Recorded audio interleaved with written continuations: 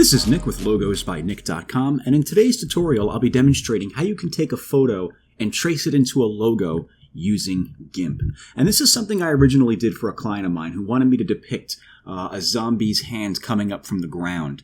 And my approach to creating that design was to simply take a photo of my own hand under appropriate lighting and then trace over it with GIMP and then convert it to vectors in Inkscape. And to show you what I mean here, here's the photo I took right here. If you'd like to follow along with this tutorial, I'll put a link to this photo in the description of the video. Otherwise, what you could do is just grab your phone, take a picture of your own hand, or take a picture of whatever you'd like, really. Just make sure there's decent lighting, and then get it onto your computer and open it up with GIMP like you see here. So let's go ahead and get started here. The first thing I want to do is just strip away all of the color information. So I'll go to Colors, Saturation, and I'm going to bring that all the way down to 0 to make that grayscale, and go ahead and click OK. And since I'm going to be tracing over the shaded areas, what I want to do is I want to accentuate those shadows a little more. I want to bring them out a little more. So what I'm going to do is I'm going to go to View, Colors, Curves, and I'm going to take this node over here in the bottom left and just slide that to the right a little bit. And you're going to notice the photo's shadows darkening a little bit. Now, you don't want to go too much because you don't want to lose the definition between the hand and the wall there, the shadow on the wall. You want to be able to see the edges of the entire subject that you'll be tracing. So it's important to keep that in mind. I'm going to keep that right about there. And I'm going to go ahead and click OK. And what I'm going to do now is I'm going to add a new layer on top of this, and then we're going to start tracing. So I'm going to click this button down here that says Create a New Layer and add it to the image. I'm just going to leave all of the default settings here just to double check, make sure we have transparency. Go ahead and click OK. And I'm going to take the opacity of that layer and bring that down to like 30, somewhere in the 30s like that. And I'm going to take the foreground color and I'm going to change that to red. And I'm going to grab a brush over here. I'm going to use this solid fill brush right here, hardness number 2, 100. And I'm going to bring the size of this brush down. And I'm going to zoom in over the bottom left-hand area over here. I'm going to hold Control and roll up the mouse wheel. And if you notice the size of the brush here, you can use the bracket keys left and right to increase the size and decrease the size. I'm going to make this a little bit bigger like that. I'm using the right bracket key to do that. And I'm just going to go ahead and start tracing over it. I'm going to bring the opacity of that layer down a little more. I like to be able to see more of the subject through the line that I'm creating. I'm just going to go ahead and trace over the edge there. If you don't like how one of the lines came out, you could just hit Control-Z to undo it instead of going to Edit and Undo. I just know it's a lot easier to use the keyboard shortcuts. I'm going to go through and trace it. Don't worry about it being too perfect. It doesn't have to be like fitting to every single crease and edge. If you notice here, the style that I'm using for this design is like a very whimsical, hand-drawn sort of style. So don't worry too much about it being exactly precise. So what I'm going to do is I'm just going to trace over the rest of this here, and then I will catch up with you when I'm done.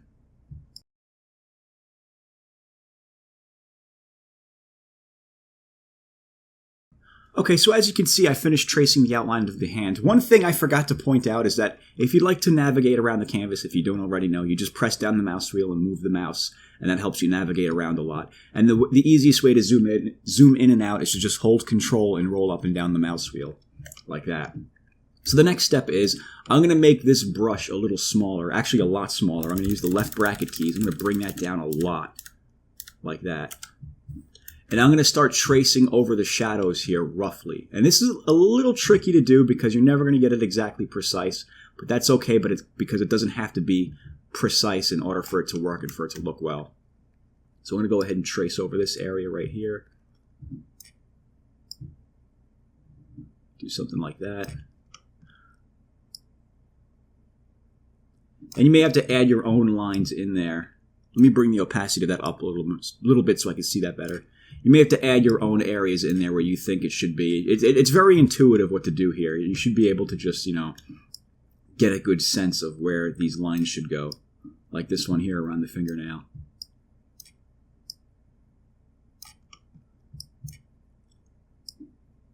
I'm going to add some more shading over here.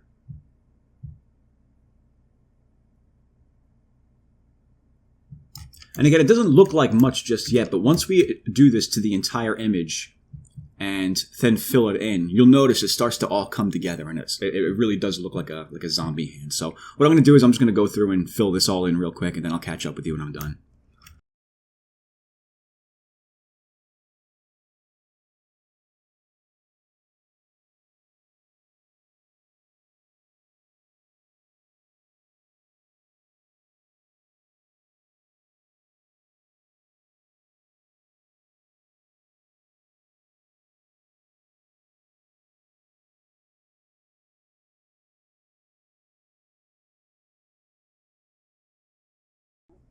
Okay, so I've finished tracing over the shadow areas of the hand. So the next step would be to actually fill in those areas, and there's several different ways you can do that. For one, what you would naturally think to do is to just start painting it in with the brush like that, but that takes a while to do that. So what I like to do is use the bucket fill tool. But before I do that, I just want to do something real quick. I want to add a new layer here, and I want to fill it with white. Go ahead and click OK. And I want to bring that down beneath the top layer there. And I want to click on that top layer and bring the opacity up a little bit. It just helps to see what we're filling in a little better, as opposed to when we have it up against the hand photo. So what I'm going to do is I'm going to grab the bucket fill tool, and I'm going to zoom in on this area right here. I'm just going to click in there to fill that in.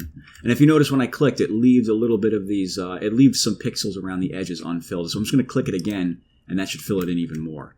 And then I'm just going to go through and fill in the rest of these areas here. If it leaves out little areas like that, don't worry about it. We're going to go back with the brush in just a minute and fill the rest of that all in. Okay, so now that that's all filled in, what I'm going to do is I'm just going to grab the brush, and I'm going to go back through these little areas here that may have been left out, and I'm just going to fill them in manually. So just go ahead and fill in those blank areas, and then we'll move on to the next step.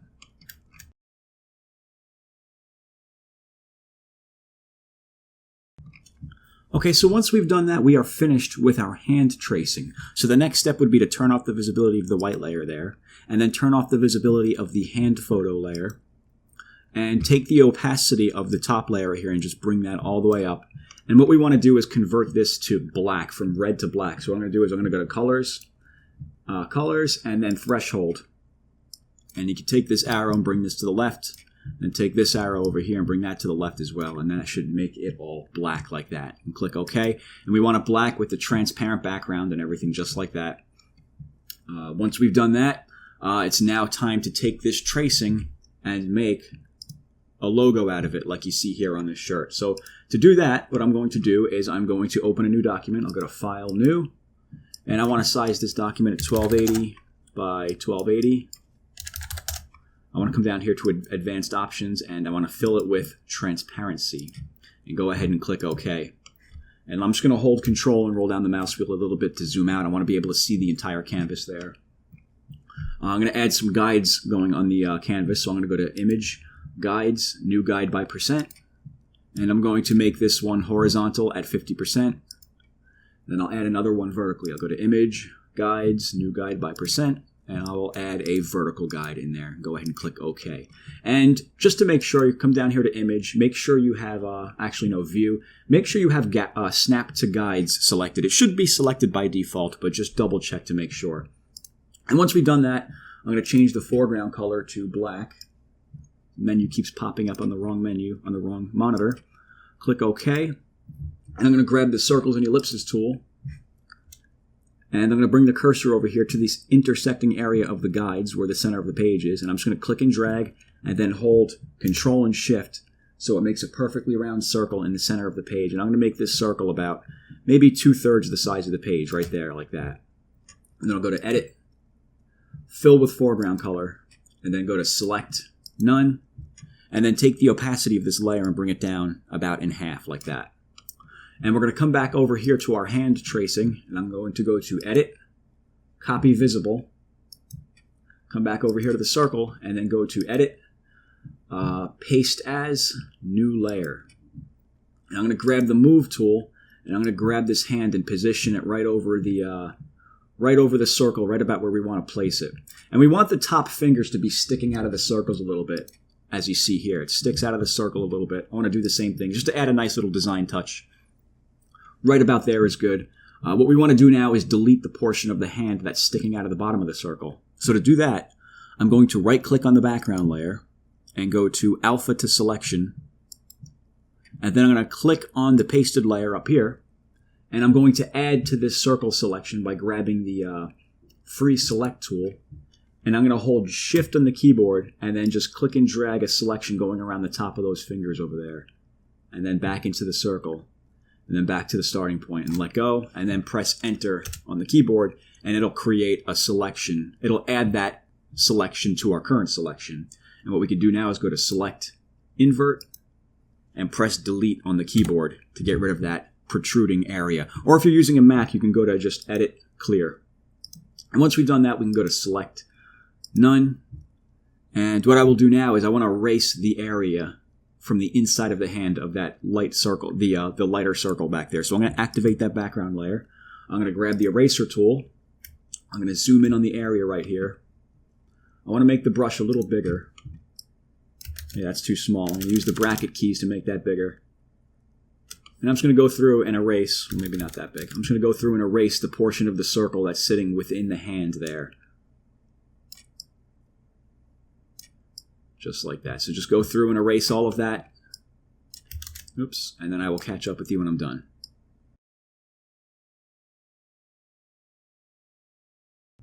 Okay, so now that we've done that, we could take the opacity of that layer and bring it all the way up. And you can see we kind of have our logo set. But if you want to add this white outline layer to the outside of it, I'll show you how to do that next. Otherwise, this right here could work pretty well as a logo by itself. It's got the negative space in there, and whatever background you place it on will show through there. So let me just show you how to add that white outline in case you'd like to do that as well. What I'm going to do now is I'm going to create a new layer. I'm going to fill it with transparency. Go ahead and click OK. And I'm going to bring it to the very bottom. We want this to be the bottom layer. And I'm going to go back to the circles and ellipses tool, bring the cursor back to the center of the page, click and drag, and then hold Shift and Control to bring the circle out to here. We're going to make this circle a little bit bigger than the previous circle, right about there. And we want to fill this in with white. So what I'm going to do is, since we already have white set as our background color, I'm going to go to Edit, Fill with Background Color. And that's going to fill that in with white. And we can go to Select, None. Now what we have to do now is add a little bit of an outline going around the fingers as well, otherwise it doesn't look right. So to do that, I'm going to click on the top layer up here, the hand layer, right click that and go to Alpha to Selection, then go to Select, Grow, if I could find it, there it is. I'm gonna choose, I'm gonna grow this by about 20 and see how that looks. I'll click OK. We want the thickness to be consistent with the thickness of the white border there, and I think 20 relative to this design anyway, looks pretty good. So once we've done that, we could fill that in with white as well. I'm going to go to Edit. Actually, no, we got to create a new layer first. Let's create a new layer. Transparency, click OK. Bring this beneath the pasted layer. So it's going to be the second layer down. And then go to Edit, Fill with Background Color, and then Select None. And what you want to do now is just grab the paintbrush, flip around the foreground and the background color so that you have white as the foreground color. And then just zoom in here and just make sure you have whatever blank space is there filled in with white. We want to make sure it's all filled in. It looks like everything filled in there, so we're good. Yours may be different. When I was planning out the tutorial, mine, there was a lot of blank space in there, so I had to go and fill that in manually. But right here, this looks pretty good. What we could do now is we have to delete this area of the white outline because it doesn't look right. I think it looks a little too busy like that. So what I'm going to do is I'm going to right-click on this layer, and I'm going to go to Add Layer Mask, and I'm going to choose Black Full Transparency and go ahead and click Add. And what that's going to do is it's going to completely erase everything we just made on that layer. And wherever we paint it in with white, it'll show through. So what I'm going to do is I'm going to just zoom back in over here using the white paintbrush still. I'm just going to go ahead and fill it in only in the areas where we want it, which is these fingers that are protruding from the logo here.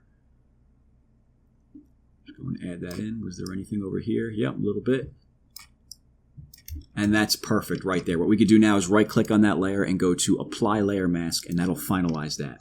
And with that, we are finished. We have created our logo. What you could do now is export this as a .png file, and it'll have a transparent background, and you could use it however you'd like. So if you have any questions, let me know. And as always, thanks for watching.